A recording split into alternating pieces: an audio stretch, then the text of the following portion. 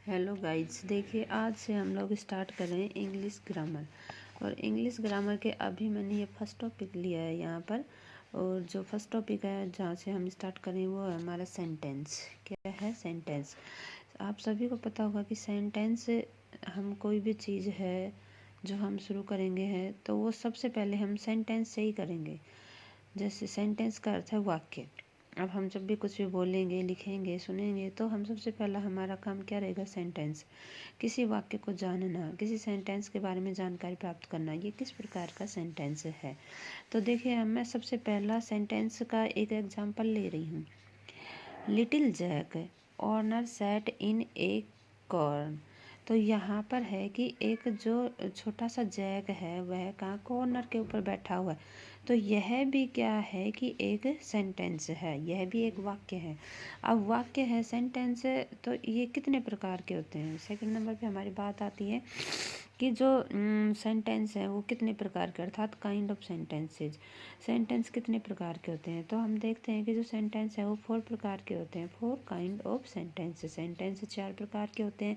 अब वो कौन कौन से होते हैं तो आइए हम इसके बारे में थोड़ा देखते हैं। फर्स्ट नंबर पे जो हमारा फर्स्ट काइंड ऑफ सेंटेंस है वो है assertive sentence. Assertive sentence, assertive का अर्थ होता है निश्चयात्मक, अर्थात ऐसे सेंटेंस जिसके द्वारा हमें निश्चित जानकारी अर्थात निश्चित सूचना प्राप्त होती है, उसे हम क्या कहते हैं? असर्टिव सेंटेंस कहते हैं। तो आपको समझ में, असर्टिव मतलब जो हमें निश्चित जानकारी, निश्चित सूचना देते हैं, उन्हें असर्टिव सेंटेंस कहते हैं। अब देखिए, Sonu Monu set on A wall. अब ये एक सेंटेंस है, Sonu Monu set on A wall. Sonu और मोनू दोनों एक दीवार पर बैठे हुए हैं। तो ये क्या है? ये एक सेंटेंस है और जो हमें क्या दे रहा है? निश्चित जानकारी।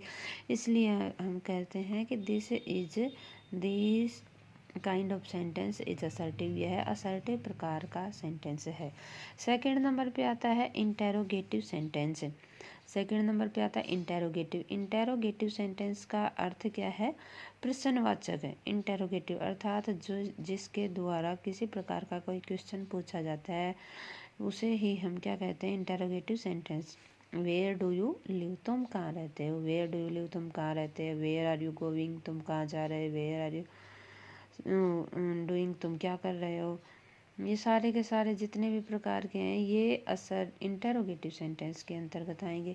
तीसरे नंबर के ऊपर आता है इम्पेरेटिव सेंटेंस। इम्पेरेटिव सेंटेंस का अर्थ होता है प्रार्थना, विनय करना, अनुनय विनय करना, प्रार्थना करना।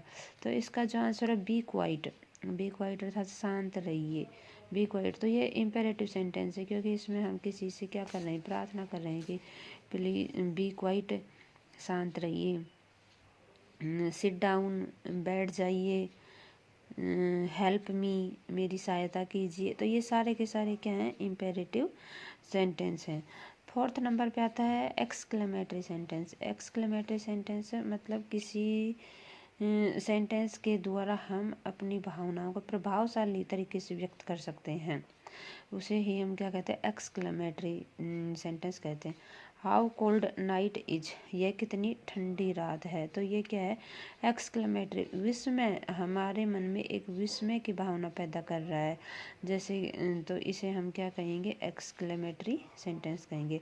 इस प्रकार से आज हमने देखा कि सेंटेंस किसे कहेंगे और सेंटेंस के कितने प्रकार हैं। तो हमने देखा kind of sentence are 4: assertive sentence, interrogative sentence, imperative sentence and exclamatory sentence। इसी प्रकार से हम बाकी के जो टॉपिक हैं उनको सभी को शॉर्ट टर्म के द्वारा ऐसे ही क्लियर करते जाएंगे। तब तक के लिए take care, bye bye, thank you.